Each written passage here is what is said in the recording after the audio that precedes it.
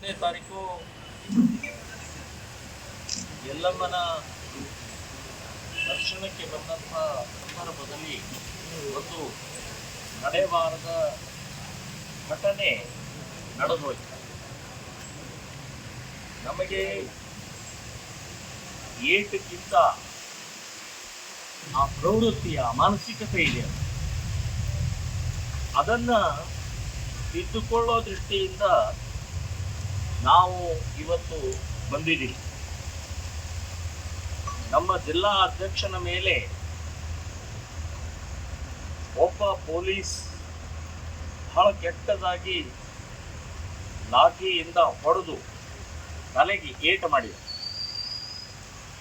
ಏನ್ ತಪ್ಪು ಅಂತಂದ್ರೆ, ದರ್ಶನ ಮಾಡಿ ಹೊರಗಡೆ ಬರುವಂತ ಸಂದರ್ಭದಲ್ಲಿ ಮಗು ಅಳ್ತಾ ಇದೆ, ಅದಕ್ಕೆ ಏನಾದರೂ ಸ್ವಲ್ಪ ತಿನ್ನಿಸ್ಬೇಕು ಅಂತ ಹೇಳಿ ಅಲ್ಲಿ ಆವರಣದ ಒಳಗಡೆ ಕೂತಂತಹ ಸಂದರ್ಭದಲ್ಲಿ ಇಲ್ಲಿ ಕೂಡಂಗಿಲ್ಲ ಅಂತ ಹೇಳಿ ಎಳೆದು ಹೊರಗಡೆ ಅವರ ಹೆಂಡತಿನ ಮಕ್ಕಳನ್ನ ಇವರನ್ನ ಹೊರಗೆ ಹಾಕ್ತಾರೆ. ಆಯ್ತು, ಹೊರಗೆ ಹಾಕಿದ ನಂತರ ಒಂದು ಕಡೆ ಶಾಂತವಾಗಿ ಕೂತ್ಕೊಳ್ಳುವಂತ ಸಂದರ್ಭದಲ್ಲಿ ಬಂದು ಪೊಲೀಸು ಏಟ್ ಹೊಡಿತಾರೆ.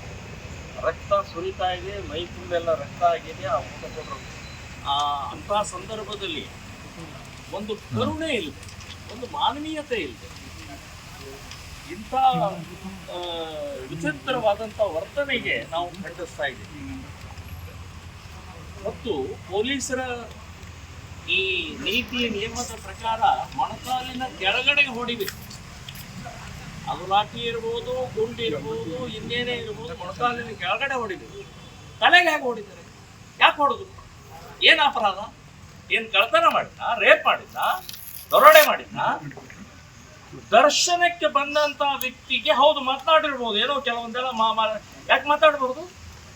ಅಲ್ಲಿ ಮಾಡಿದಂತ ತಪ್ಪಿನ ಹಿನ್ನೆಲೆ ಮಗು ಒಂದ್ ಸ್ವಲ್ಪ ತಿನಿಸು ಅಳು ನಿಲ್ಲಿಸಬೇಕು ಅಂತನ್ನುವಂತ ಸಂದರ್ಭದಲ್ಲಿ ಮಾಡಿದಂತ ಇದಕ್ಕೆ ನೀವು ತಡಿತೀರಿ ಅಂತಂದ್ರೆ, ಸೊ ಈ ರೀತಿಯ ಪ್ರವೃತ್ತಿ ಮಾನಸಿಕತೆ ಇದಲ್ಲ. ನಾನು ಎಲ್ಲಾ ಪೊಲೀಸರ ಬಗ್ಗೆ ಹೇಳೋಲ್ಲ, ಇಂಥ ಕೆಲವು ಪೊಲೀಸರು ಇಡೀ ಇಲಾಖೆಗೆ ಕಪ್ಪು ಚುಕ್ಕೆ, ಇಡೀ ಇಲಾಖೆಗೆ ಕೆಟ್ಟ ಹೆಸರು ತರುವಂತಹ ಈ ಪ್ರವೃತ್ತಿ ಇದೆಯಲ್ಲ, ಇದನ್ನು ತಡಿಬೇಕು ಅಂತಾನೆ ನಾವು ಇವತ್ತು ಪ್ರತಿಭಟನೆಯನ್ನ ಮಾಡ್ತಾ ಇದ್ದೀವಿ.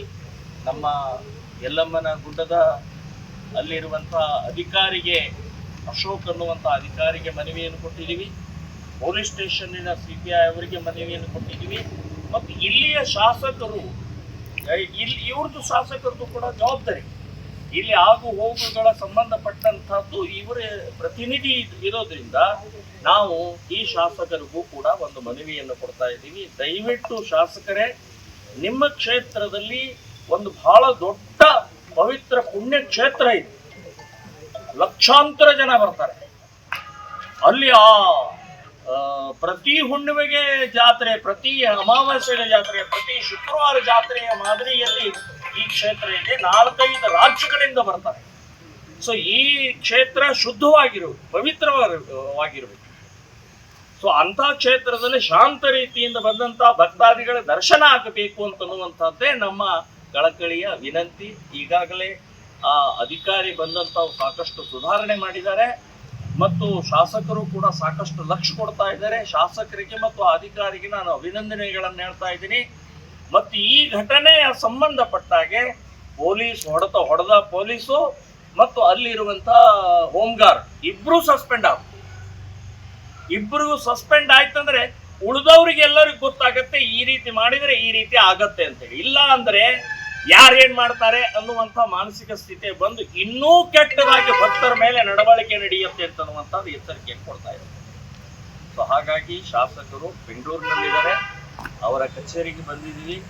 ಅವರ ಬ್ಲಾಕ್ ಅಧ್ಯಕ್ಷರು ಇದ್ದಾರೆ, ಕಾಂಗ್ರೆಸ್ಸಿನ ಬ್ಲಾಕ್ ಅಧ್ಯಕ್ಷರಿದ್ದಾರೆ. ಅವರಿಗೆ ಮತ್ತು ಈ ಉಳಿದೆಲ್ಲ ಅವರು ಯಾರ್ಯಾರು ಇದ್ದಾರೆ ಅವರಿಗೆ ಈ ಮನವಿಯನ್ನ ಶಾಸಕರಿಗೆ ತಲುಪಿಸಬೇಕು ಅಂತನ್ನುವಂಥದ್ದು ಕಳಕಳಿ ವಿನಂತಿ ಮಾಡಿ ಅವರಿಬ್ಬರನ್ನೂ ಕೂಡ ಸಸ್ಪೆಂಡ್ ಮುಂದಿನ ತಿಂಗಳು 10ನೇ ತಾರೀಕು ಒಳಗಡೆ ಆಗಬೇಕು.